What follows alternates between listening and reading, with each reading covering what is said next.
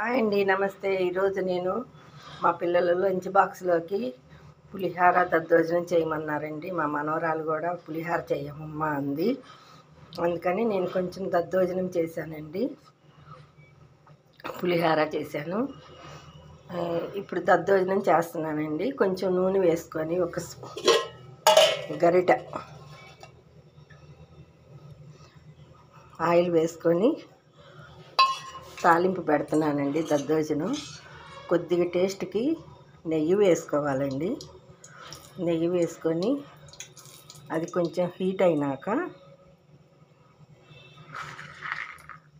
వేరుశనగ పప్పులు, జీడిపప్పు,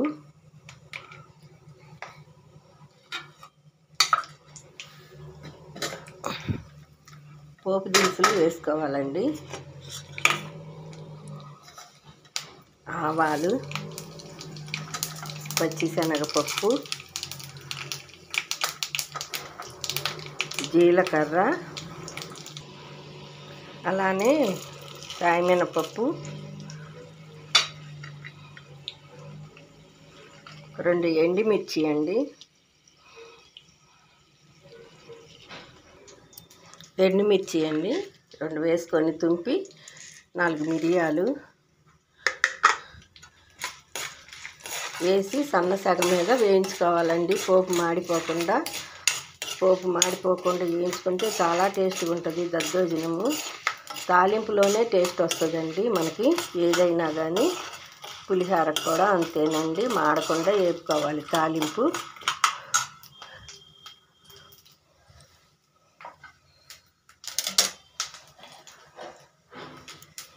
పచ్చిమిర్చి, అల్లము కట్ చేసి వేసానండి.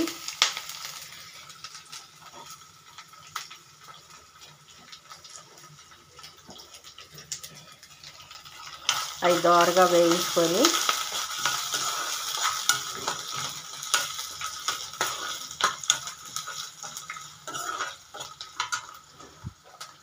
మంచి స్మెల్ వస్తుందండి. కొద్దిగా ఇంగువ వేసుకోవాలి తాలింపుకి.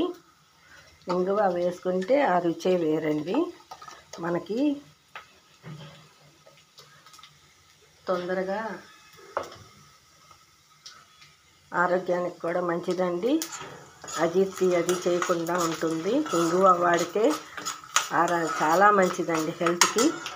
అది కొద్దిగా వేగినాక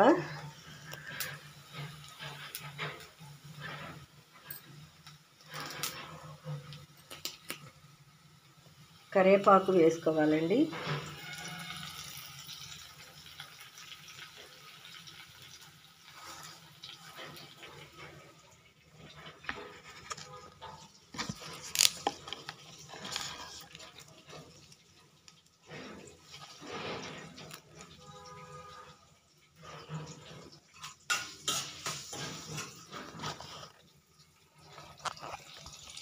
కొద్దిగా కరివేపాకు వేసి వేయించుకొని మనము ముందు అన్నం వండేసుకుంటామండి. 1 గ్లాసు బియ్యానికి 2 గ్లాసులు నీళ్లు పోసుకొని కుక్కర్లో పెట్టేసి మెత్తగా ఉడికించుకోవటమేనండి. 2 విజిల్స్ వచ్చే వరకు ఉడికించుకొని అన్నం ఇట్లాగా ప్లేట్లోకి తీసుకొని గిన్నెలోకి ఇట్లాగ మెత్తగా కలుపుకోవాలండి. దానిలోకి వేడి పాలండి. వేడి పాలు 1 కప్పు పోసానండి.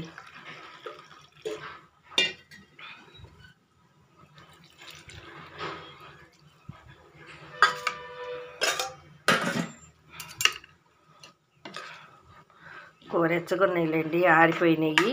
ఆరిపోయినాక మనం ఇట్లా కలపెట్టేసుకొని ఉండలు లేకుండా చేసుకొని దానిలో పెరుగు వేసుకోవాలండి. పుల్లటి పెరుగు వేసుకోకూడదండి, మళ్ళీ దద్దోజనం పులుపు వచ్చేస్తుంది. ఫ్రెష్ పెరుగు వేసుకుంటే 1 కప్పు పాలు పోసాను కదండి, 1 కప్పు పెరుగు అయితే సరిపోతుంది.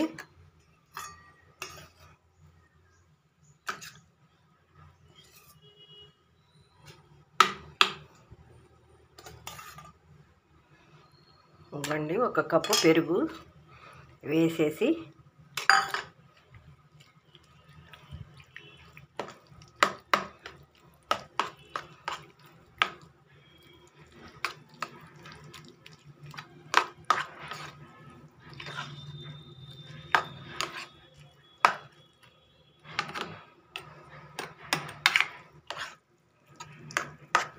పేస్ట్ లాగా అంతా కలిసిపోయేటట్టు ఉండలు లేకుండా కలుపుకోవాలండి. కలుపుకొని ఈ తాలింపు దీనిలో వేసేసుకోవాలండి. తాలింపు వేసేసుకొని దీనిలో రుచికి సరిపడా కొద్దిగా సాల్ట్ వేసుకోవాలండి. వేసేసుకొని ఇంక దీన్ని కలపెట్టేసుకోవటమేనండి.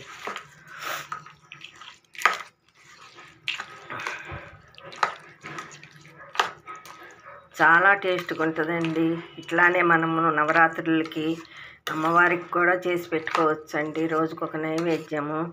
5వ రోజు చేసి పెడితే దద్దోజనం చాలా మంచిదండి. అమ్మవారికి ఎంతో ప్రీతికరమైన ఇష్టమైన దద్దోజనం అండి ఇది.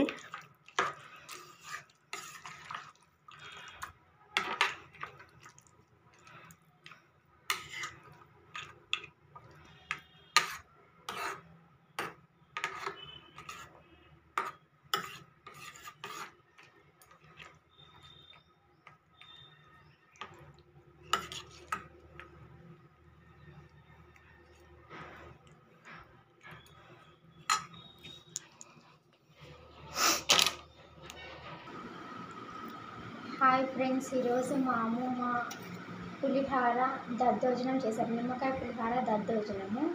ఎందుకంటే ఈరోజు మేము కర్రీస్ ఏం వద్దన్నాము. బాక్స్కి ఎగ్జామ్స్ ఉన్నాయని చెప్పి ఆఫ్టర్నూన్ లంచ్కి కూడా ప్రిపేర్ చేయించుకున్నాం పులిహార, నిమ్మకాయ పులిహార.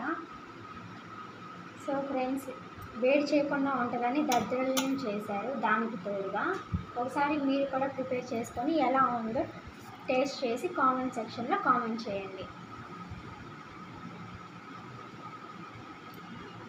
సూపర్గా ఉంది ఫ్రెండ్స్ నిమ్మకాయ పులిహార. దద్దోజనం కూడా చాలా బాగుంది. ఒకసారి మీరు కూడా ప్రిపేర్ చేసుకొని కామెంట్ సెక్షన్లో కామెంట్ పెట్టండి. Bye friends, thank you.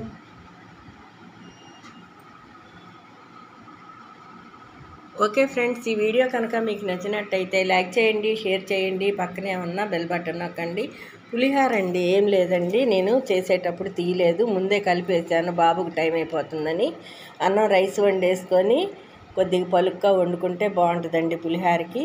దాంట్లో ఇంకా నేను కొద్దిగా ఆయిల్ పసుపు కరివేపాకు వేసి కలిపానండి ముందు. తర్వాత పోపు పెట్టుకున్నానండి.